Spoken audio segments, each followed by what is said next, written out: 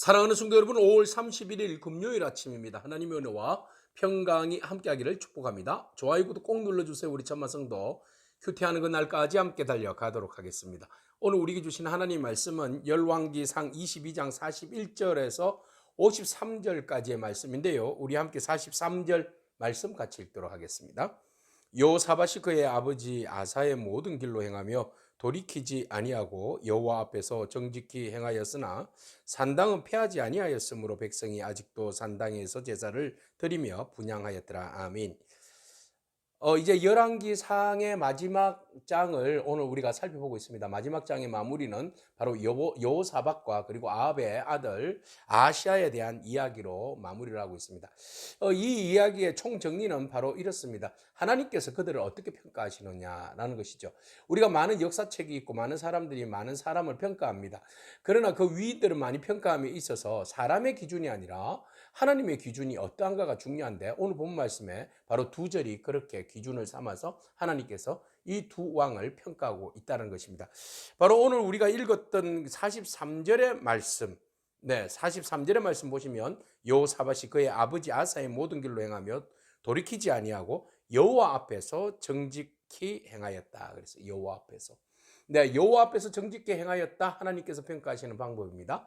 그 다음에 아합의 아들 아시아는 어떤 평가를 받고 있습니까? 52절에 보면 그가 여호와 앞에서 악을 행하여 그의 아버지 길과 그의 어머니 길과 이스라엘에게 범죄하게 하였다 그랬어요.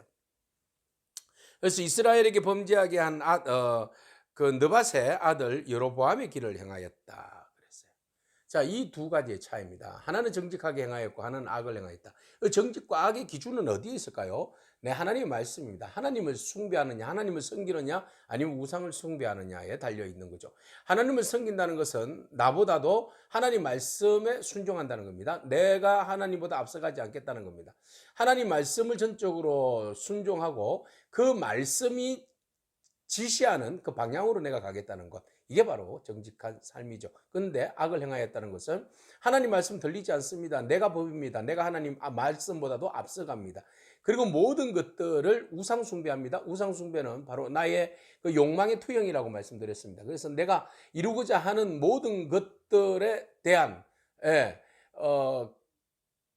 그 목적을 이루기 위하여서 그 수단으로 삼는 것이 우상입니다. 그래서 우상 숭배를 통하여서 하나님을 인정하고 하나님을 예배하는 것보다 하나님을 등지고 자기의 욕심의 우상을 숭배하는 그런 어리석은 일을 저지르는 것이 바로 악입니다.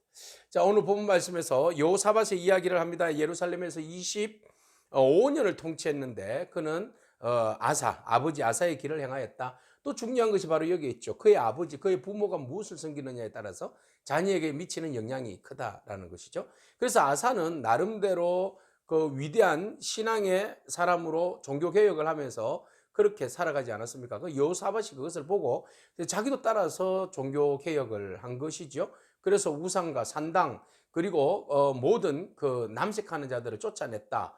그런데 오늘 본문에서 다른 것들은 다 했지만 산당은 패하지 않았다. 이게 좀 이제 아쉬운 부분이에요. 여호와 앞에서 정직하게 행하였고 우상을 제거하였고 남색하는 자들을 쫓아냈고 에돔 왕이 없어서 그 땅을 섭정 왕으로 있었다. 이 정도는 이제 중요한 부분으로 우리에게 다가오고 있는데요.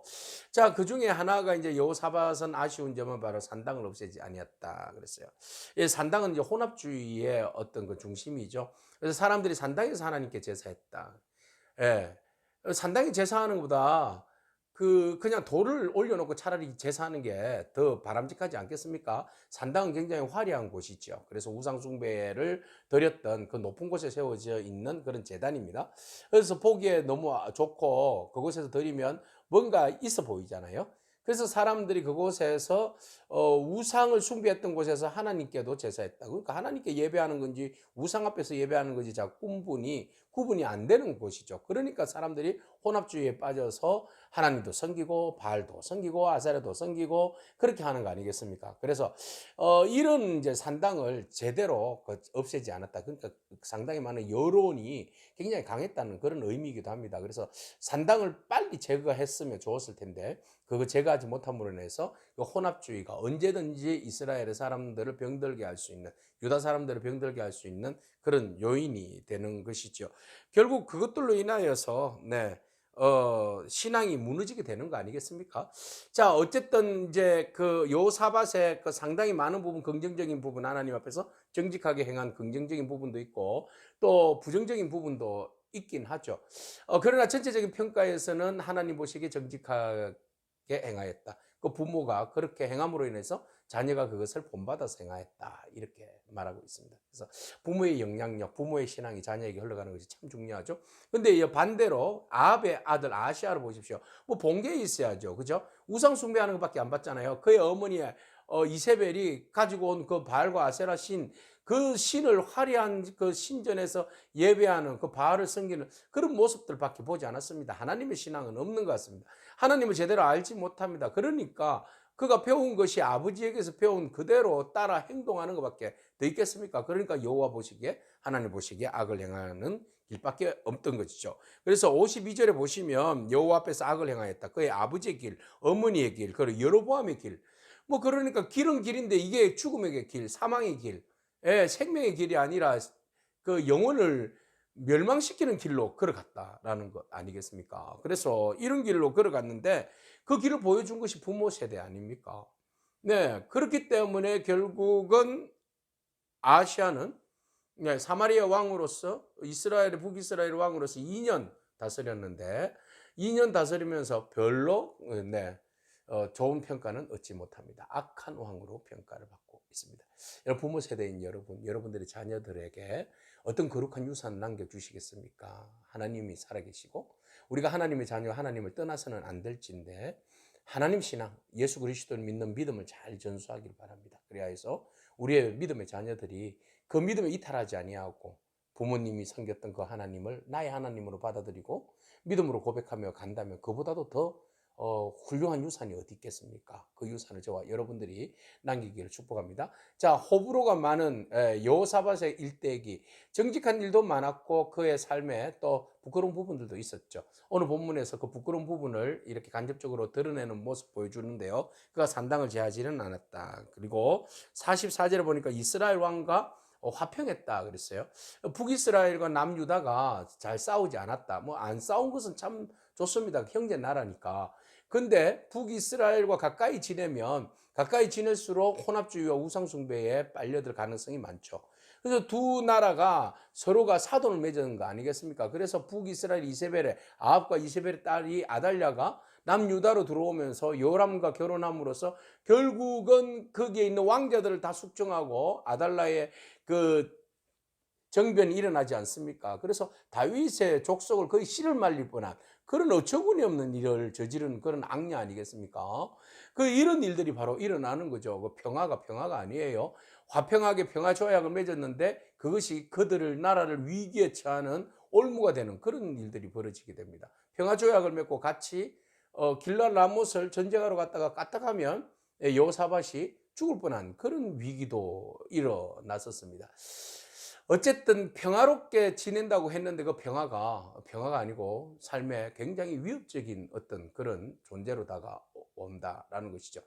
자, 이렇게 해서 화평한 가운데 지냈다라고 말하고 있습니다. 자, 그 이후에 그가 종교개혁을 단행하고 난 다음 그가 이제 다시스를 통해서 배를 만들어서 오빌에 금을 가지러 갔는데 그 에시온 개벨에서 배가 파손을 하게 됩니다. 수리를 해야 돼요.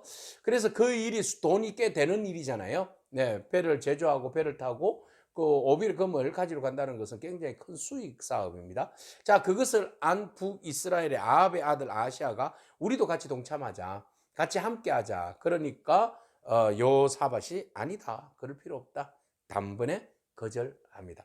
자, 이 기사가 왜 나왔겠습니까? 기사가 북이스라엘이 남유다의 사이가 이제 점점 멀어지고 있는 그런 이제 상황들을 보여주고요. 그 다음에 아시아가 그 제의를 했지만 여호사밧이 그래도 교류로 인하여서 자기들의 어떤 눈앞의 이익을 챙기려고 하다 보면 결국 하나님 신앙, 네, 하나님 앞에서 정결함, 이런 것들이 또 문제가 될 가능성이 많잖아요. 그래서 아마도 그들의 거룩함과 정결성, 이것을 지키기 위해서 그들과 함께 교류하는 것을 이제 거리를 두지 않았나, 이렇게 보는 입장입니다. 자, 우리가 까망하고 어울리면 까맣게 됩니다. 하양하고 어울리면 하얗게 되어 있습니다. 북이스라엘이 형제의 나라지만 그러나 그들의 사고와 그들의 생각과 그들의 신앙은 온통 우상 숭배입니다. 그래서 그 우상 숭배로 인하여서 남유다까지 물들게 하는 그런 어처구니 없는 일들이 벌어지는 거죠. 오늘 우리의 신앙의 정체성과 순결성을 온전히 지켜나가는 그런 저와 여러분이기를 축복합니다. 그래서 하나님 앞에 사람들에게 평가받기보다는 하나님께서 나를 어떻게 평가하시는가에 대해서 우리가 관심을 가지고 여호사밧과 그리고 아시아의 그런 이제 모습들 바라보면서 하나님 앞에 정직한 왕으로 평가받는 그런 정직한 성도로, 정직한 목사로, 정직한 장로와 권사로 평가받는 그런 저와 여러분들의 삶이 되기를 축복합니다. 아멘. 기도하겠습니다. 주님 감사합니다. 하나님이 평가하시는 정직한 길과 악한 길을 바라봅니다. 하나님, 우리에게 정직한 길을 열어주셔서 오직 하나님만 숭배하고 섬기게 하심을 감사합니다. 우리의 욕심과 우리의 욕망을 따라서 사는 것이 아니라, 우상에 대해서 절하는 것이 아니라 오직 주 예수 그리스도의 십자가의 은혜만 바라보면서 믿음으로 감사하며 살아가는 그리스도의 삶이, 그리스도인의 삶이 되어질 수 있도록 주님 인도하여 주시옵소서. 우리는 늘 언제나 욕심의 욕망을 쫓아서 달려가는 그런 불나방과 같은 존재입니다. 하나님, 그러나 우리가 그 달려가던 걸음들을 멈추게 하시고 우리 자신들을 겸허하게 내려놓게 하시고 오직 하나님의 뜻 가운데 순종하며 믿음으로 정직하게 살아가는 저희들의 삶이 되어질 수 있도록 주님 인도하여 주시옵소서. 정결한 삶을 살아갈 수 있는 은혜가 우리 가운데 있게 하여 주시옵소서. 거룩한 유산을 우리의 자손들에게 잘 물려줄 수 있는 그런 좋은 부모 세대가 될 수 있도록 축복하여 주시옵소서. 예수님에게 하신 이름으로 기도합니다. 아멘. 오늘도 믿음으로 승리하길 축복합니다. 아멘.